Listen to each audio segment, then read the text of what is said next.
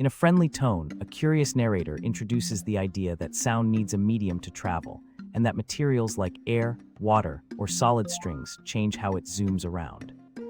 First, a cup and string telephone demonstrates sound traveling through a solid line, while a balloon muffles the sound, inviting kids to guess why.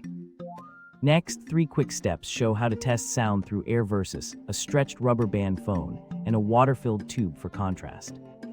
Kids are invited to predict which medium will carry the sound fastest and why.